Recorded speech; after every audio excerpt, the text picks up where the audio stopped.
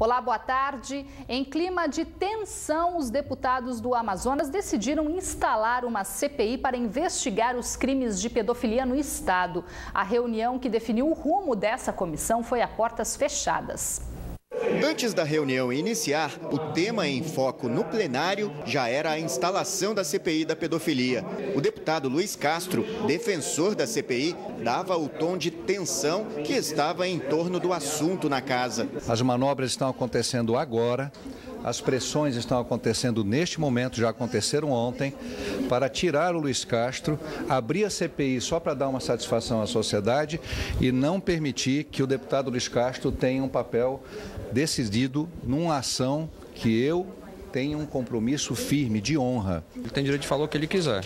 Agora ele não pode prever o que vai acontecer nessa reunião. A gente só tem que declarar realmente após o que terminar. É fazer uma reunião onde todos os deputados terão responsabilidade da criação ou não. Há fatos novos relacionados à pedofilia na cidade de Manaus e a Assembleia vai se posicionar e vai fazer o seu trabalho da melhor forma possível, é isso que nós esperamos. 21 deputados participaram da reunião a portas fechadas. O parecer da Procuradoria da Casa, favorável para a instalação da CPI, saiu no início da semana. O encontro dos parlamentares definiria as áreas de atuação da comissão, os 5 titulares, presidente e relator dos trabalhos. Foram mais de 3 horas de reunião. Ao fim, a maioria dos deputados decidiu pela instalação da CPI da pedofilia, mas só depois do período eleitoral. Ou seja, a nova comissão parlamentar de inquérito só deve iniciar os trabalhos em outubro deste ano. Nós já temos uma CPI na casa e não tínhamos condições administrativas de ter duas comissões ao mesmo tempo. Para que nós não pudéssemos nem suspendê-la durante a sua execução, nós assim escolhemos que fosse instalada após o período eleitoral. Isso não vai nos desmotivar. Nós vamos continuar cobrando do Judiciário, cobrando do Ministério Público, levantando depoimentos para serem dados para a CPI Federal, mas não posso deixar de dizer que estou decepcionado. Os médicos que chegaram na semana passada em Manaus e integram a terceira etapa do programa do governo federal serão encaminhados a partir de amanhã para mais 17 municípios aqui do Amazonas. Hoje, eles encerraram o curso de capacitação, mas apesar desse treinamento, o Conselho Regional de Medicina já recebeu inúmeras denúncias de pacientes que questionam o atendimento feito pelos profissionais estrangeiros. 52 deles vieram de Cuba e da Espanha. Outros 14 são brasileiros. Os profissionais foram enviados pelo governo federal para reforçar a terceira fase do programa Mais Médicos na capital e no interior do estado. A ideia é continuar diminuindo os índices de mortalidade infantil e doenças como a malária. Os profissionais, eles acessam, porque o serviço é através da internet, junto ao Ministério da Saúde, e aí eles fazem as opções de escolha para os municípios, as quais dentro do Brasil eles querem atuar.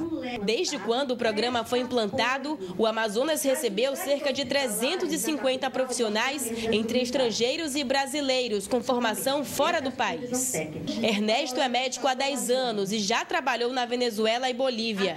De mudança para Tabatinga, espera contribuir com a saúde brasileira. Pensamos fazer o trabalho corretamente, satisfazer as necessidades do povo tabaquinense, que é para onde a gente vai. Nós ficamos muito mais preparados com as doenças tropicais do Amazonas.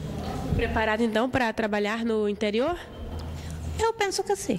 Apesar do programa Mais Médicos reforçar o atendimento no interior, o Conselho Regional de Medicina já registrou inúmeras denúncias de mau atendimento por parte dos estrangeiros, principalmente em relação às prescrições de medicamentos. Tem chegado algumas queixas para o Conselho de Medicina, mas como esses pacientes não são registrados no Conselho, nós não podemos fazer nem abrir sindicância nem processo contra eles. São mais por causa de imperícias mesmo desses médicos.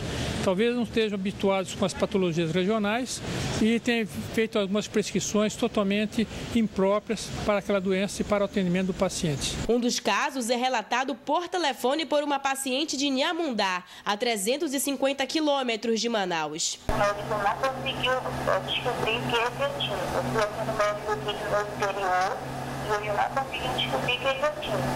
Aí eu fui para Manaus, aí em Manaus descobriram que eu tinha. O médico do teu município não te diagnosticou corretamente?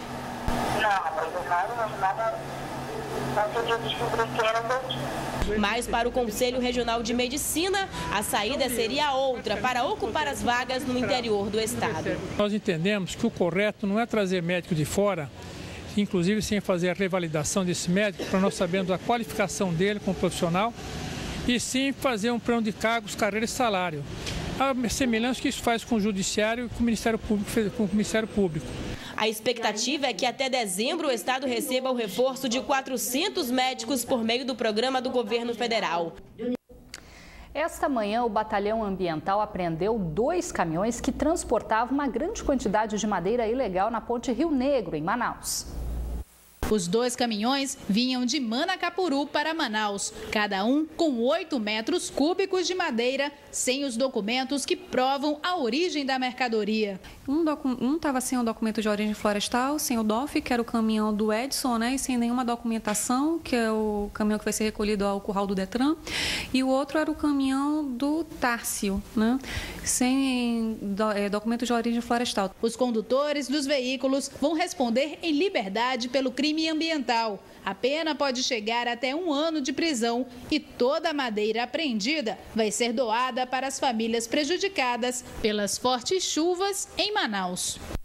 E veja a seguir aqui no Band Cidade, chuva ainda deixa desabrigados na capital que passam a receber auxílio social da prefeitura. E ainda, projeto Faixa Exclusiva completa 1 mês de testes na capital, mas muitos motoristas ainda desrespeitam o corredor que deveria ser utilizado apenas por ônibus.